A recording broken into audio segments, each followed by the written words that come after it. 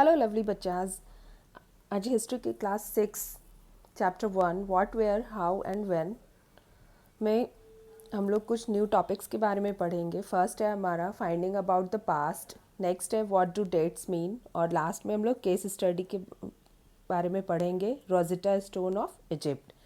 Okay, start करते हैं हमारे फर्स्ट टॉपिक से। फर्स्ट टॉपिक है हमारा फाइंडिंग अबाउट द पास्ट।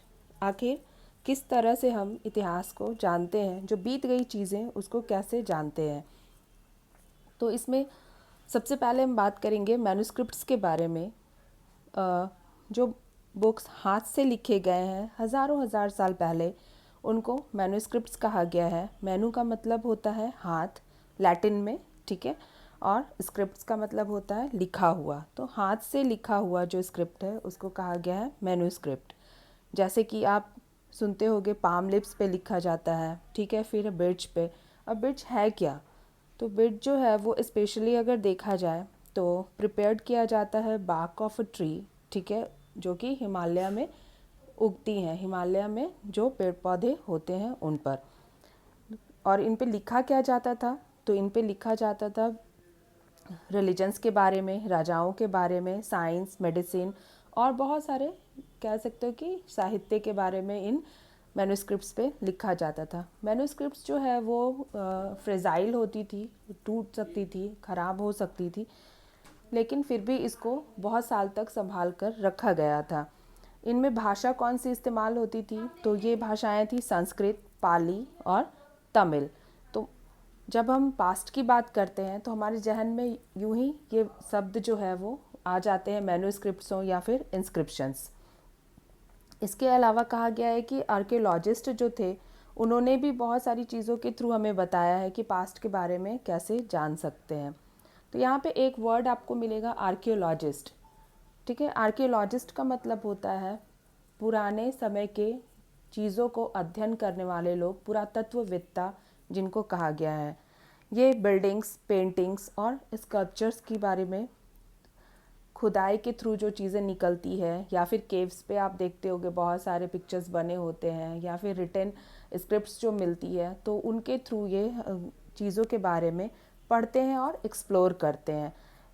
कहा गया कि फिर ये जब चीज़ें मिलती है जैसे कि tools, weapons, pots, pans, ornaments या कॉइन्स, तो इसको एग्जीक्यूट करते हैं, ठीक है। एग्जीक्यूट करने के बाद, एग्जीक्यूट का मतलब होता है डिग करना, ठीक है, अर्थ के सरफेस को डिग करके, और उसके बाद में जो चीज़ें खुदाई के थ्रू निकलती हैं तो उनकी पढ़ाई जो की जाती है, उन पे जो अध्ययन किया जाता है, उसको ही आर्कियोलॉजिस्ट जो है वो समझने का, पढ़ने का काम करते हैं, और उसके बाद में फिर उसको दुनिया के सामने प्रस्तुत करते हैं कि आखिर चीज़ें उस समय कैसी थी, उन चीज़ों को किस तरह से यूज़ किया जाता था, या फिर उनका डेली लाइफ्स में किस तरह से इस्तेमाल होता था।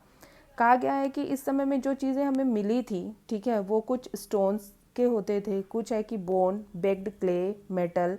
उसके अलावा बहुत सारे ऐसे भी ऑब्जेक्ट्स मिले हैं जो कि हार्ड मटेरियल से बने होते थे, और ऐसे सब्सटेंसेस से बने होते थे जो कि लॉन्ग टाइम तक उन चीज़ों को यूज़ किया जा सके या फिर संभाल कर उनको रखा जा सके।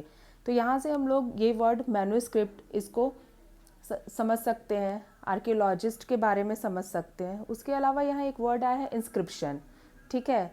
इन का मतलब आप यहाँ पे देखोगे इंस्क्रिप्शन है, ठीक है। इंस्क्रिप्शन का मतलब हो गया लिखा हुआ, और इनका मतलब हो गया अंदर लिखा हुआ, ठीक है। तो आप जैसे देखते होगे कि केव्स के ऊपर बहुत सारी चित्रकारी की हुई है, इस खुदाई करके स्टोन्स पे लिखा गया है, या फिर ताम्र पत्रों पे लिखा जाता था। तो ये चीज़ें जब खुदाई करके लिखी गई हैं या रखी गई हैं, ताकि आने वाले हज़ारों हज़ार साल तक इनको प्रिजर्व करके रखा जाए, और आने वाले जो जनरेशन्स हैं, आने वाली जो पीढ़ियां हैं, वो इनके बारे में जान सके, समझ सके। तो ऐसी चीज़ों को इंस्क्रिप्शन कहा गया है। इसके बहुत सारे आपको एग्जाम्पल्स मिल जाएंगे, जैसे बहुत सारे मंदिर हैं, ठीक है, उनमें आप देखोगे तो खुदाई करके बहुत चीज़ें लिखी गई थी। इवन आज तक कहा गया है कि जो इंडस वैली सिविलाइजेशन थी, या फिर सुमेरियन सभ्यता के बारे में आप सब सुने होंगे, तो इन जगहों पे बहुत सारी चीज़ें ऐसी है जिसको कि आज भी पढ़ा नहीं जा सका। इसलिए नहीं पढ़ा जा सका है क्योंकि ऐसे ऐसे लैंग्वेज में लिखे गए, बहुत जगह पे सिर्फ चित्र बनाकर छोड़ दिया गया है, तो पढ़ना मुश्किल है, लेकिन ये संभाल कर रखा गया था ताकि आने वाली जनरेशन्स जो है इनको देख सके, समझ सके। नेक्स्ट टॉपिक है हमारा व्हाट डू डेट्स मीन। अब है कि आपको ये टॉपिक देखकर लगेगा कि डेट का मतलब क्या होता है, तारीख, लेकिन अगर हम लोग हिस्ट्री की बात करें तो डेट का मतलब यहाँ पे बहुत कुछ है। इसको हम लोग बीसी और एडी से इसको डिफ़ाइन किया गया है। अगर कोई आपसे पूछता है आज की तारीख क्या है, तो आप बताओगे कि हाँ ठीक है, आज 1 सितंबर 2020 है। लेकिन अगर आपको कोई पूछे कि आज का डेट है उसको आप बिफोर क्राइस्ट बताओ और एनो डोमिनी बताओ, तो शायद आपको थोड़ा सा अजीब लगे कि क्यों इस तरह से डेट्स को पूछा जा रहा है। ईसा से क्या मतलब है। आप में से जो लोग अगर क्राइस्ट को नहीं जानते हैं वो जान लीजिए कि क्राइस्ट, क्रिश्चियंस जिनको पूजते हैं, मानते हैं, उनको जीसस क्राइस्ट कहा गया है। ठीक है, तो बर्थ ऑफ जीसस जो है उसको 0 पॉइंट माना गया है हिस्ट्री में। पूरी दुनिया जो है या हम लोग पढ़ाई जो कर रहे हैं वो हमारा ज़्यादातर वेस्टर्न एजुकेशन पे ही बेस्ड है, तो इसलिए हम लोग जब वेस्टर्न एजुकेशन की बात करते हैं तो हिस्ट्री को हम लोग 0 पॉइंट मानते हैं जीसस क्राइस्ट के बर्थ को। तो जीसस क्राइस्ट के बर्थ के बाद को, ठीक है, हम लोग उसको आफ्टर डेथ या फिर एनो डोमिनी कहते हैं, और जीसस क्राइस्ट के बर्थ के पहले को हम लोग बिफोर क्राइस्ट कहते हैं। ठीक है, तो इसलिए इसको बिफोर क्राइस्ट और एनो डोमिनी में बांटा गया है डेट्स को।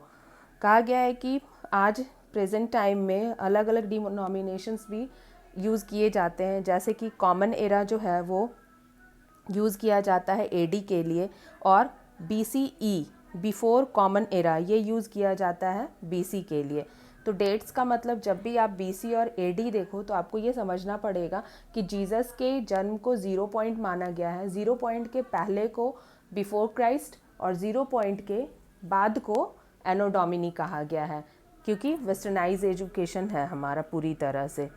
ठीक है, फिर अगर इसको हम लोग नेक्स्ट जो हमारा टॉपिक है केस स्टडी है, ठीक है, तो उसको हम लोग एल्सवेयर में देख लेंगे कि ये रोजेटा स्टोन आखिर है क्या। तो कहा गया कि बहुत सारे इंस्क्रिप्शंस जो है वो स्क्रिप्ट लैंग्वेज में है, लेकिन लैंग्वेजेस समय के साथ बदलते रहते हैं। भाषाएं जो है वो रोज़ चेंज होती है, रोज़ बदलती है। आप देखोगे कि अगर एक जगह पे 30-40 लोग हैं तो उनमें से हो सकता है कि 10 लोग बिल्कुल अलग भाषा बोलते हो, या फिर सबके अपने अपने बोलने में अपना अपना तरीका जो है वो शामिल रहता है।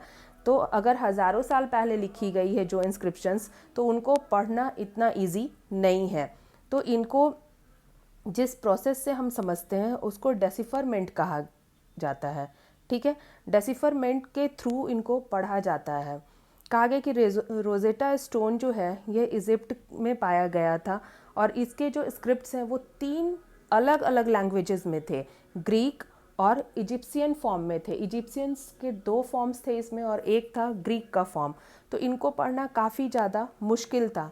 तो इस समय के जो सर्वेज करने वाले लोग थे, सर्वेयर्स थे, जिन आर्कियोलॉजिस्ट जो थे, उन्होंने क्या किया था कि इनको ग्रीक लैंग्वेज और इजिप्ट के जो 2 फॉर्म्स थे लैंग्वेजेस के, उनको मिला करके और तब पढ़ने की कोशिश की थी रोजेटा स्टोन को। तब जा करके उनको थोड़ा बहुत समझ में आया था। ऐसे हमारे पास हज़ारों संख्या में इंस्क्रिप्शंस हैं, हज़ारों लाखों संख्या में आप कह सकते हो, अलग अलग सिविलाइजेशंस से जो कि हमें मिले हैं। ठीक है, तो उन सबको पढ़ने के लिए आज भी आर्कियोलॉजिस्ट जो हैं या कह सकते हो स्कॉलर्स जो हैं वो लगे हुए हैं, लेकिन मुश्किल होती है पढ़ने में। इवन कि इंडस वैली सिविलाइजेशन के बारे में अगर बात की जाए तो वो पूरी तरह से पिक्चर फॉर्म में था, और उस पिक्चर फॉर्म को पढ़ने के लिए आज भी लोग लगे हुए हैं। कुछ का पता चलता है, कुछ का पता नहीं चल पाता है। तो इन इंस्क्रिप्शंस को शायद हो सकता है आने वाली पीढ़ियां सॉल्व कर पाए कि दुनिया में इतनी सभ्यताएं थी और इन सभ्यताओं को किस तरह से हम और ज़्यादा जान सकते। रोज़ नई नई खोज हो रही है, पढ़ा जा रहा है, लेकिन फिर भी उतनी ज़्यादा समझ में ये चीज़ें ईजीली नहीं आ पाई हैं। तो ये था हमारा क्लास 6 का चैप्टर 1। मुझे उम्मीद है आप सबको ये चैप्टर अच्छी तरह से समझ में आया होगा। इस चैप्टर को और ज़्यादा अच्छे से समझाने के लिए आगे और वीडियोस आप देखते रहें, बने रहें मेरे साथ, पढ़ते रहें, समझते रहें और बिल्कुल भी सुरक्षित रहें। धन्यवाद।